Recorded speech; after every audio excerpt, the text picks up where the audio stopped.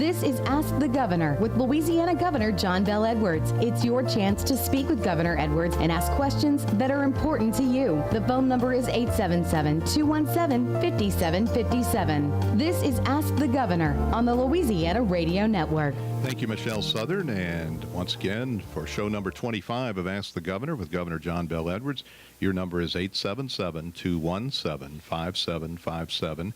And Governor John Bel Edwards is in the house for the hour to talk about what's going on in our state. And there is a regular session going on at the state capitol. And right now, things remain uncertain regarding the budget. Where do we stand right now? Well, first of all, it's a dicey situation because, as I've said all along, unless we address the revenue issue, we've got $1.4 billion worth of state general fund revenue that just falls off the books on June 30th.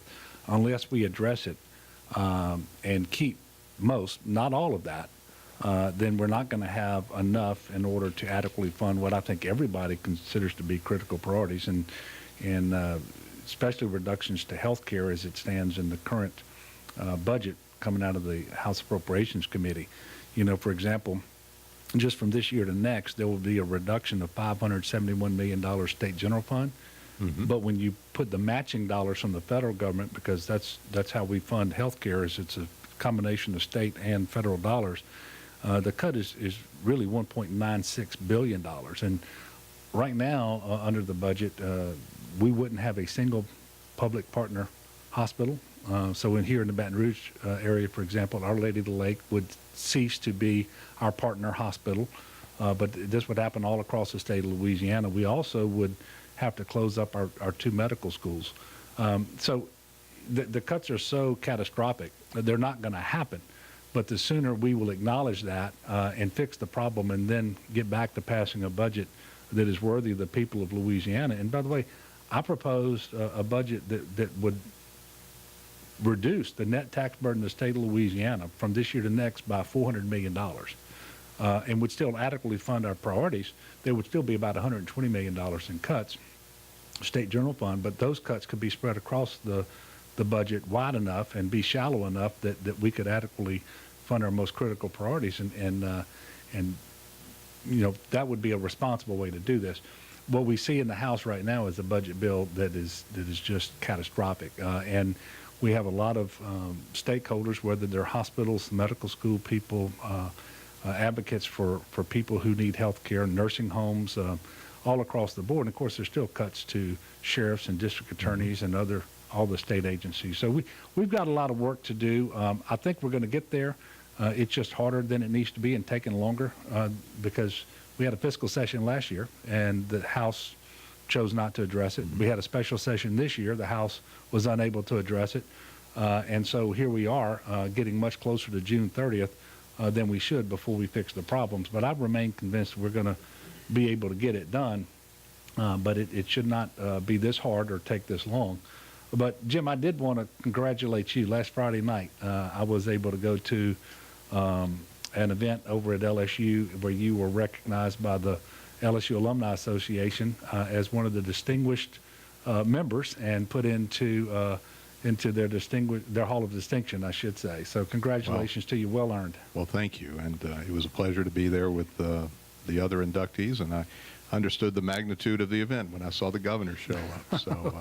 Well, it was a great event. I thought all the inductees were very worthy, and I enjoyed it. And so congratulations to you. And you just reminded me, the 25th show, you and I have been together in this studio now for enough hours to constitute a full day and night. Right. That's right. That's right. And haven't gotten on each other's nerves too much. So you're easy to deal with. And once again, if you'd like to talk to the governor, I see a line or two is open, 877-217-5757, toll free wherever you are.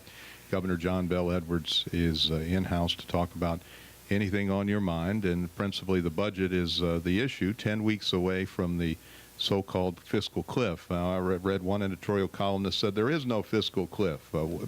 You're saying the exponential impact of these cuts, $600 million or so, would be that health care in our state would lose $2 billion. How does that happen? Well, what happens is there are $648 million shortfall in terms of the general fund that we will have next year compared to what we have right now.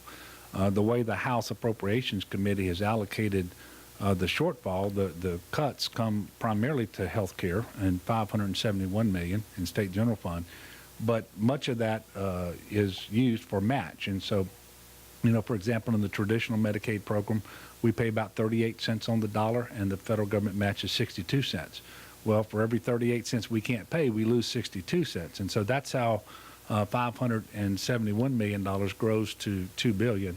And I don't know who it was that said there is no fiscal cliff, because the fact of the matter is, on June 30th, we will lose revenue in the amount of $1.4 billion.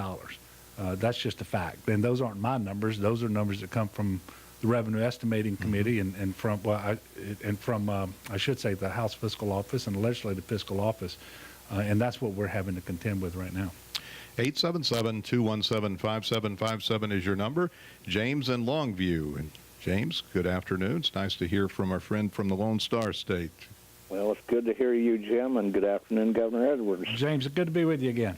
Anyhow, basically, I read news reports where you, Governor, are pushing for more trained officers in schools, and I fully support that. I even have a CHL myself, and my question is, do you think such a bill would pass? And if so, what criteria, if any, do you have just loosely in your mind now to kind of vet teachers to make sure that they are trained, beyond just knowing how to fire a gun, but I mean trained to keep cool, calm, and collected?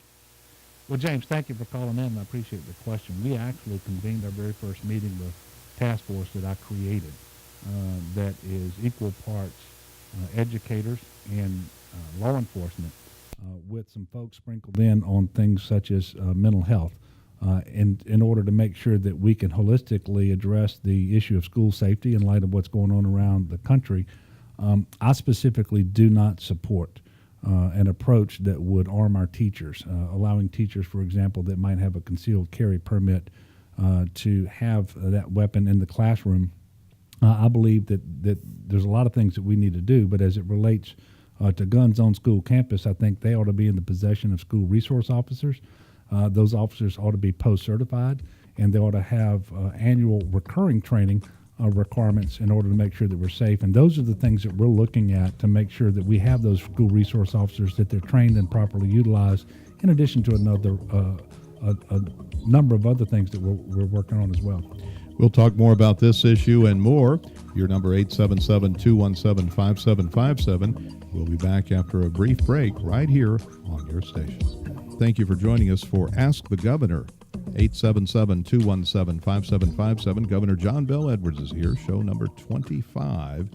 And we're in the middle of a legislative session. The governor was asked in the first question today by James in Longview about teachers having guns in Louisiana. The governor says he doesn't think that's a good idea to arm teachers. But today you also said at an event that you believe that we should have officers at schools, every school in Louisiana. How would that be accomplished? Well, first of all, the vast majority already have resource officers across the state, and we've got to do an inventory and see where we're lacking school resource officers, but we've got to make sure that they are properly trained and equipped, and then that they undergo annual training, that they are also involved with all of the teachers and administrators and students in terms of conducting drills for active shooter situations. But we've got an inventory and see where we're short school resource officers, but there's no uniform approach to this. Some school districts have the school system pay the cost associated with the resource officers. In some jurisdictions, it's the law enforcement agencies that pay the cost, and sometimes they share the cost.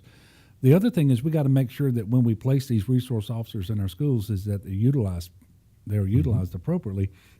For example, we don't want them being the disciplinarian for the school, where they preside over a detention class for kids who are kicked out of other classes for various rules, infractions, and misbehavior and that sort of thing. But they need to be where they should be to provide the maximum security and safety for our school children. So those are the things that the task force is looking into. So they're joined by the School Boards Association, the Superintendents Association, the principals, teachers groups, but also all the law enforcement groups, chiefs of police, sheriff's offices, and the state police.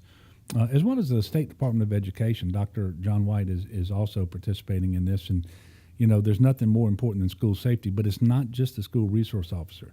We need to do other things like make sure our counselors are engaged in counseling, so that we're identifying these kids early on and intervening and get them help where they need it. We need to look at other things that we can do to improve communications when there is an event at school between administrators and principals on the one hand and law enforcement on the other. The other thing is Congress appropriated about $2 billion, about half of that to be administered by the U.S. Department of Education for school safety initiatives. And so we need to make sure that we're doing what we can to avail ourselves of those dollars so that we can enhance the safety at schools across the state of Louisiana. It's a pretty sad thing to talk about. When you talk about kids in schools, you ought to be talking about what do we need to do to improve educational outcomes. No parent should have to worry about whether their kid is going to be safe when they go to school. No teacher or lunchroom worker, custodian, none of those people ought to have to worry about this. But it's just I guess it's just a fact of life today, and it's rather sad. And it is our responsibility, and we're going to do everything we can to make sure that our kids are safe. The Louisiana legislature has been reluctant to embrace some of the bills that passed in Florida, like raising the age for assault weapons or banning bump stocks. Does that surprise you? When it comes to guns, I guess I'm never surprised. I'm a strong proponent of the Second Amendment.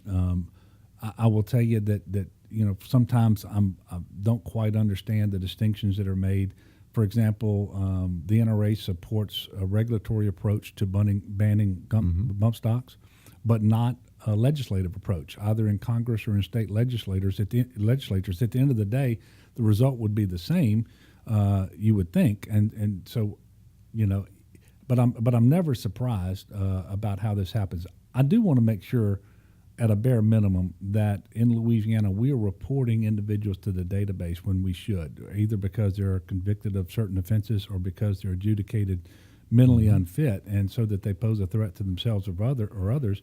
We got to make sure that we are collecting all of that information and timely submitting it so that the background check will be meaningful, and these individuals would not pass that background check.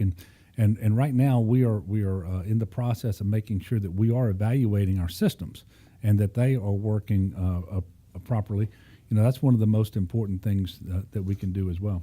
877-217-5757 is your number for Ask the Governor, and the line is open if you'd like to grab it. And we go to Jacob in Baton Rouge. Jacob, good afternoon. You're on Ask the Governor with Governor John Bel Edwards. Good afternoon. My question for the governor was, does he support, or does he think that the Louisiana policymakers would support a concealed carry bill for public universities such as LSU? Yeah, Jacob, thank you for calling in for the question. I don't know that anything has changed. We've actually had bills when I was in the legislature going back to my first term. I think I first saw this in 2008 or 9, and we had several bills. I can tell you that there was not support in the legislature then, and higher education officials, I think uniformly across the state of Louisiana, and regardless of the system they came from, whether it was LSU, Southern, the Community Technical College system, or the University of Louisiana system, were opposed to that approach with respect to allowing concealed carry on campus. But obviously, it isn't just K through 12 schools like we were talking about earlier. We've got safety issues on college campuses as well. One of the things that we are working on there is the law enforcement angle, making sure that we do have enough law enforcement officers in the campus chiefs of police, for example, to make sure that people are safe. 877-217-5757 is your number for Ask the Governor. Thank you, Jacob. Today, Senator Kennedy released a press release urging state officials to reevaluate contracts with Citigroup and Bank of America over what he terms Second Amendment infringement. I think he sent a letter to you. Have you had a chance to review it? Yeah, actually, it was in my notebook. I was reviewing it as I walked in here today, and I haven't had a chance to fully digest it and to find out more about it. And so it's a little premature for me to respond. But it was a letter that he takes issue with policies at a couple of national banks as to how they are going to conduct their business. And I think, according to the letter, these banks may be taking a position where they don't want to deal with businesses as customers if they engage in certain practices, such as selling firearms to people who maybe haven't passed a background check, or to individuals who are less than 21 years of age, or selling bump stocks or high-capacity magazines. So this is the first I've heard about it. We're going to take a look at it. I'm not 100% sure what he's asking the state to do, and I think the letter went to Treasurer Schroeder and to myself. It did, yeah. And Senator Kennedy sends out a few letters. It seems like every week. He does. He's gotten quite good at that. 877-217-5757 is your number for Governor John Bel Edwards doing his 25th show, and we started by talking about the budget situation, and a listener offline has asked about this $2 billion cut. Now, if that $2 billion in health care, which is something that happens because of the loss of federal funds that accompanies the loss of a state cut in services, or a state cut in funding, what happens as far as actual operations of the department? Well, it isn't just a department. I mean, these are private entities that are providing these services as well. And so, for example, and I think this is acknowledged by everyone, we're not going to have a single partner hospital. So when LSU contracted with private hospitals in order to take over the responsibility of caring for the indigent and uninsured. So, for example, in Baton Rouge, they did that with Our Lady of the Lake. In New Orleans, they did it with Children's. It was BRF in Shreveport, and we're trying to get Ochsner's online there. But we have these hospitals all around the state. None of those hospitals would continue as our partners, and they have a number of employees who would then be unemployed as well. But we also have no funding in the budget right now that would allow us to keep our medical schools open in Shreveport and New Orleans. We have tremendous cuts with respect to nursing home care, care for the disabled and elderly.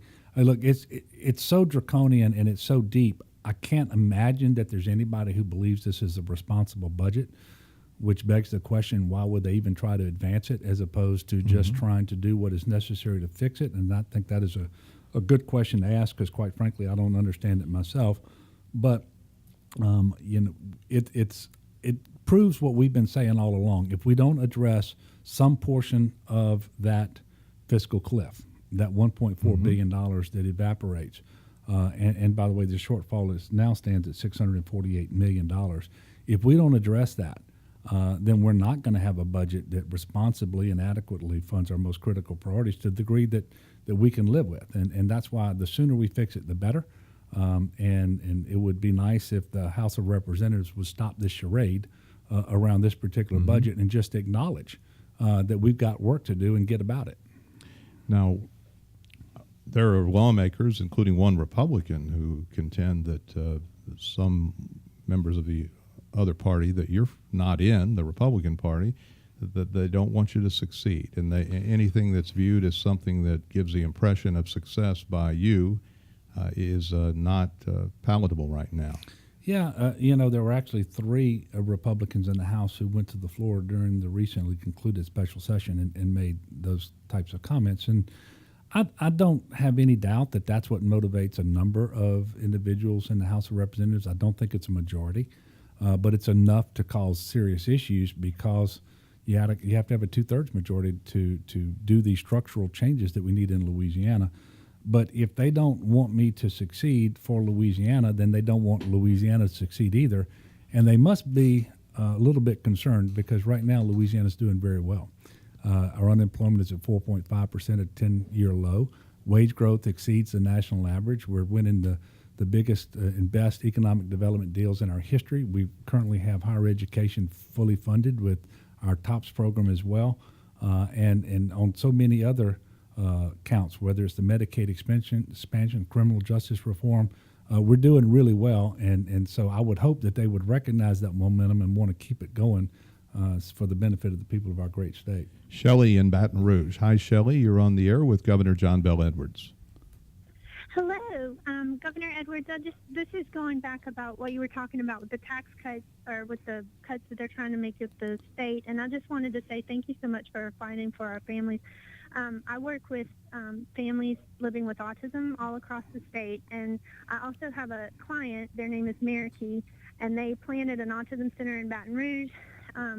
And we're getting ready to open a second one in Hammond. And each one of these centers is going to be able to employ about 250 people and serve around 200 kids or so. And the majority of our population are Medicaid, children with autism that are in the Medicaid system. And for them to be able to have access to that therapy and have a chance at a more independent life, it's so important. And we just wanted to say that we appreciate that, and that people need to realize that, sometimes making sure that those services are available are a good economic driver for the state itself. Because when your child can get that kind of therapy and mom can go back to work and there's more disposable income to spend, it just kind of helps everybody all the way around. Well, Shelley, thank you, and I appreciate your call. And in many ways, you and the folks who are engaged in these services, looking at helping individuals with autism around the state, you're doing the Lord's work. It just so happens that last week we announced a economic impact study done by Dr. Jim Richardson of LSU and the Public Administration Institute, and maybe we can get more into that later. But you're exactly right. The Medicaid expansion deals with Medicaid. We're not just saving money and saving lives. We're also having a tremendously positive impact on the overall economy, on tax revenue, and on job creation. So you're exactly right, Shelley. 877-217-5757 is your number. And if you get a busy signal, you can try 225-297-5633. 225-297-5633. We're back after this pause.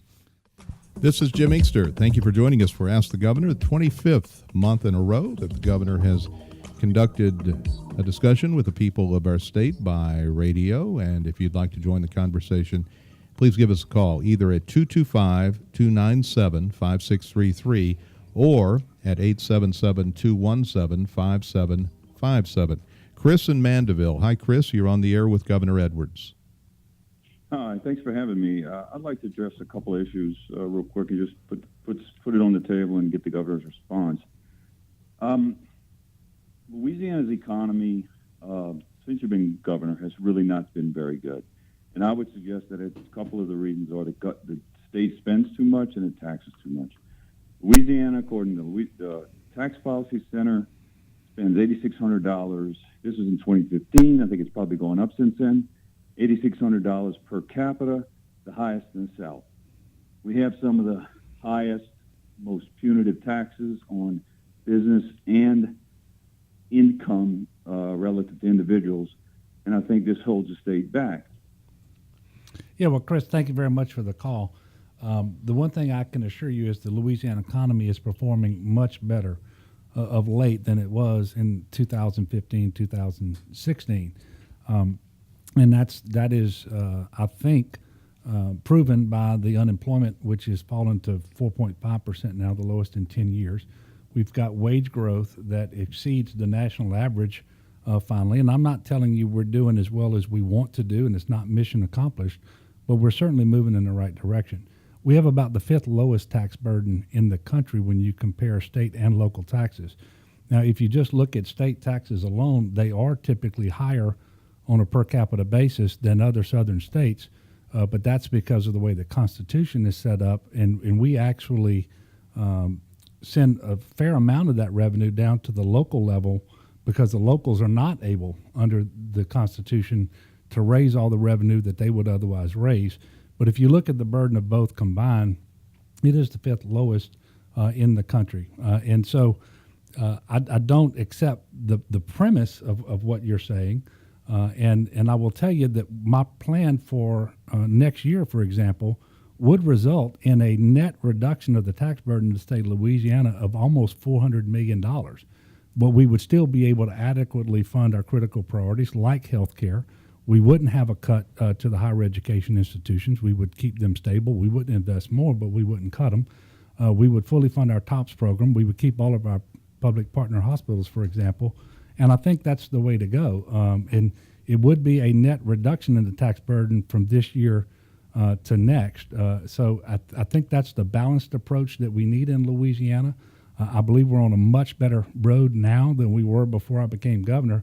And we have to maintain this momentum if we want to have the success that we need in creating opportunity here at home for our kids and our grandkids. But we're on that road today. We just need to stay on it. 877-217-5757 and 225-297-5633. I think it's Brad in New Orleans. Brad, good afternoon. You're on Ask the Governor. Hi, Brad. Hi, thank you all very much. And first off, thank you, Governor. As a teacher at 2 community colleges, I thank you for you pushing for at least keeping the balance of the budget on public sector, on higher ed and healthcare. My question concerns the redevelopment of the Charity Hospital complex in New Orleans. Originally, my understanding was that you all, being the state, favored a public process where the public would basically state what they want, what we want in the hospital, which was closed after Katrina, and that was a decision I didn't agree with, but that's what happened. But now we have this empty facility that could be revitalized. Brad, thank you very much for calling. I'm going to get to your question, but thank you for being an educator. And one of the things that I hope people understand about all of higher education, but particularly our community and technical colleges where you work, our investment as a state on a per student basis is among the lowest in the country, which is why I think it's important to keep you stable and not reduce your general fund support further, which the current budget would do, and one of the reasons we need to improve upon it. I'm trying to make sure that we keep you stable and at the same level next year as you are funded this year. And now, with respect to Charity Hospital, obviously the state owns that big, beautiful building. It's been vacant for a long time, as you pointed out, and getting it back in commerce will be a key to helping New Orleans be all it can be, especially in that corridor. And so we are working with that now. LSU is actually undertaking an effort to bring in developers to tell LSU what needs to be done specifically to put that building back in commerce, what type of development would best facilitate the growth of that corridor, who the anchor tenants might be for that facility, and how things can be funded and how much it will cost. And I look forward to getting to the end of this process because we really need to return that building to commerce. I think it would help the city of New Orleans and obviously the state of Louisiana as a whole. And it's not just a hospital, but there are a number of buildings in that immediate vicinity that are state buildings. But if you don't do something with the hospital, it's going to be virtually impossible to do something with those other buildings as well. Penn in Lafayette. Penn, good afternoon. You're on Ask the Governor. Good afternoon. Thank you for taking my question, Governor. I have a Yes, sir. question about the idea of having a constitutional convention to undo the restrictions that exist on trimming the budget except for healthcare, higher ed, etc. Penn, thank you very much for the call. The issue I have with the Constitutional Convention is it takes several years to get in and out of it. You got to figure out what part of the Constitution you want to open up, all of it or just certain parts of it. For example, most, and I think I would be inclined to say, no, we just need to do Articles 6 and 7 on the budget and revenue, leave the rest of it alone. Then you got to figure out how you're going to select your delegates, when you're going to do this, when you're going to try to convene the convention, and then how long is it going to take. Then you got to see if your delegates vote for the final product. If so, do the voters of Louisiana vote to adopt that new constitution? So nothing that I said am I opposed to, but I can't do all that before June 30th. And the fiscal cliff that we have comes on June 30th. And so my focus, my effort, my attention, my energies are being put towards fixing the cliff and making sure that we can pass a responsible budget that doesn't visit the types of catastrophic cuts on our critical priorities like health care and as you mentioned, higher ed. Now, we have to stop and realize, however, that everything in our present Constitution was approved not just by the legislature, but by the voters. And so at some point in time, everybody thought that those dedications were important enough that they needed to be funded, that they actually protected that funding. So you can create additional flexibility, but the idea that you would stop funding those areas in full, or even in most part, I think is far-fetched. So we ought to, in an effort, whether it's a constitutional convention or constitutional amendments, try to create new flexibility. We should not deceive ourselves into believing that that alone is going to fix our problems. What we need is a stable revenue structure as well, and one that is fair and predictable. And we don't have that right now, and we've got to stop creating these cliffs for ourselves, which were imposed by the legislature. Otherwise we would not be in the position that we're in right now. Kenneth in Baton Rouge. Hi, Kenneth. You're on the air with the governor. Hi. Hi, Governor. I'm a retiree, but like most people, we are worried about the integrity of the vote. In Louisiana, you hear so much going on about outside forces trying to interfere with people's right to vote. And naturally, the thought comes, are the registrar of voters doing the checking in their computer systems? Are they making sure that no one can hack into our systems? And when we go to vote, that there'll be no monkey business. So. Kenneth, thank you for calling, and I wish you well in your retirement. You're expressing a concern that I've heard a number of times across the state. I can tell you that this ought to be a national priority. I believe it is. It certainly ought to be a priority here as well. We don't have any evidence that our particular system has been hacked into. I know this is something that the Secretary of State, Tom Shedler, has been working on.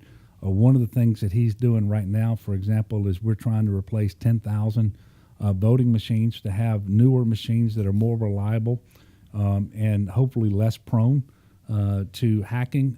But the right to vote is so critically important, and the integrity of our elections is so important that we've got to do everything we can to safeguard that and make sure people have confidence in the outcomes.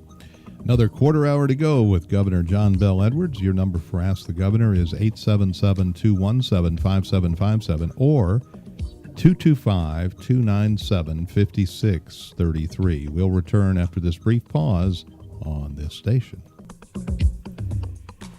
Thank you for joining us for Ask the Governor. We're in the home stretch, but there is ample time to talk with Governor John Bel Edwards. If you get a busy signal, keep trying either 225-297-5633 or 877-217-5757. Before we go back to the phone lines, a few days ago, the governor issued a report that looks into Medicaid expansion and how Louisiana has fared since accepting the federal money, which the previous governor did not accept. What's the score on this? Well, the score is tremendously positive. In fact, more than we had believed to be the case. Dr. Jim Richardson in the Public Administration Institute at LSU did an analysis of the impact on our economy of Medicaid expansion. And we all know that we've got about 470,000 or so working poor people that have health care coverage that didn't have it before. I've said before many times that we're saving more than $300 million state general fund this year alone because of the Medicaid expansion. But I can tell you, for a total investment of about $47 million this year, we were able to leverage $1.85 billion in federal funds to provide health care. And when those dollars turned over in our economy, it created $3.5 billion in economic activity.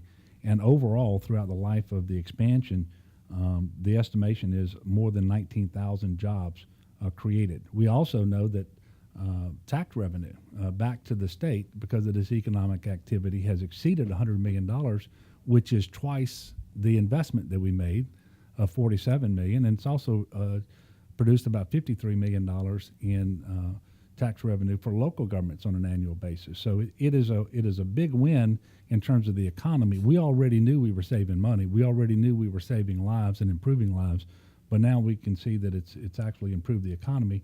We know, for example, that we have more healthcare workers now than at any point in the history of our state.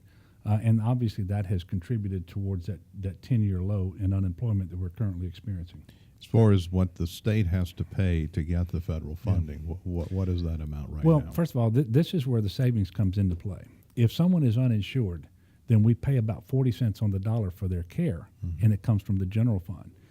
If they insured through the Medicaid expansion, we pay no more than 10 cents on the dollar, and for this year, that's 6 cents on the dollar, and it comes from dedications, money that we actually raised to pay for the expansion.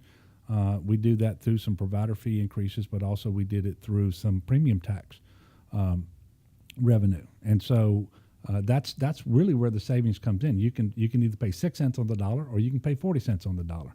The 6 cents is a better deal, and you actually get access to primary care, because what they were typically doing as uninsured is going to emergency rooms, where the cost is the highest that you can have in terms of providing care, but it's also the least effective way to manage disease. So it's just a smart thing for us to do and to take advantage of, and stop sending our federal money to the 32 other states or 31 other states, whatever it is now, that had expanded their programs.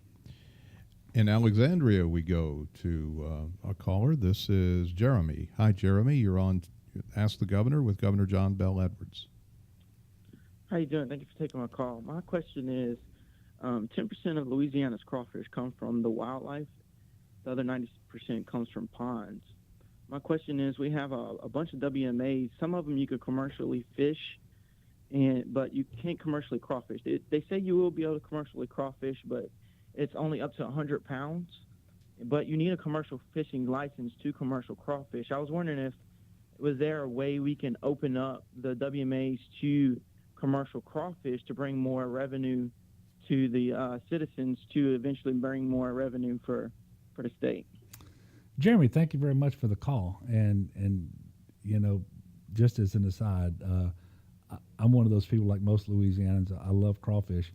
I have never been asked this particular question before, and I cannot tell you that I am knowledgeable as I sit here about the limitations on our wildlife management areas and crawfish, but I'm going to ask you to stay on the line, give your information to Tucker, and I'm going to have our Secretary of Wildlife and Fisheries give you a call to better address your particular question. And as I understand it, you want more access to wildlife management areas for crawfishing, and it sounds like you want to be able to do that for more than 100 pounds of crawfish so that you can be commercially viable. But I will get that information to Secretary Jack Montesay and ask him to call you back, Jeremy. All right, and I think we lost Jeremy while you were answering, but call us back, Jeremy, 225-297-5633. Christy in New Orleans. Hi, Christy. You're on the air with Governor Edwards. Hey, how you doing? Thank you for taking my call, Governor. Thank you, Christy. My question is about the Coastal Restoration Master Plan. It was recently reported that the master plan has only enough money to sustain the coast as it is, not to rebuild. And so I'm wondering how the state plans to address the problems in that. Well, thank you, Christy. First of all, you know, we are challenged in terms of the amount of funding that we have to implement the Coastal Restoration Master Plan. I will tell you that half of the plan, in terms of almost in terms of projects, but particularly in terms of money, is on restoration, and half is on protection. But this plan envisions investing a total of $50 billion over 50 years.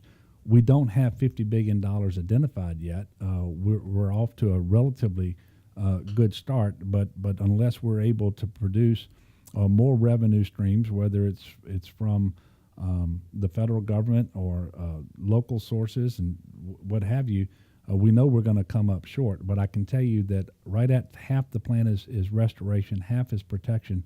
Now there are some areas of the extreme lower coast that may be beyond the point where we can restore them, but that doesn't mean we're not going to engage in a very real way in restoration activities, because we are.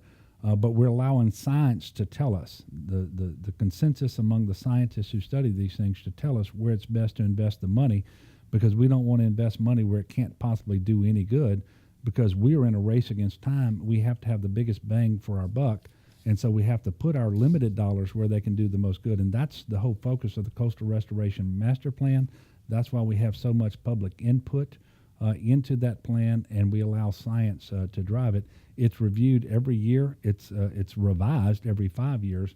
But it's one of the most important things that we're doing, because if we want to have the Louisiana in the future that we currently know and enjoy as it relates to fisheries and wildlife and navigation and coastal use in terms of mineral exploration and production, we know that we have to do something with the coast. And none of the mentioned things that I just mentioned deal with probably the most important thing, and that's having that buffer from hurricanes. And we're about to start another hurricane season pretty soon, and restoring the coast is incredibly important to protect ourselves from hurricanes. Ike in Dutchtown. Ike, good afternoon. You're on Ask the Governor. Hi, Ike. Good afternoon, Governor. Good afternoon, Jim. Governor, my name is Ike Jackson, and I personally sent you some information. So I'm hoping that by now you've had a chance to consider the implications of the statute that I advise that I seriously believe needs repealing or amending, and that's Revised Statute 30:51. And I just want to ask if you or your staff have had a chance to at least ponder that yet, because All right. Well, what exactly is that, Ike? Decisions pretty soon on that. Nobody else acts. Do you know what it is, Ike? What is the statute you're referring to?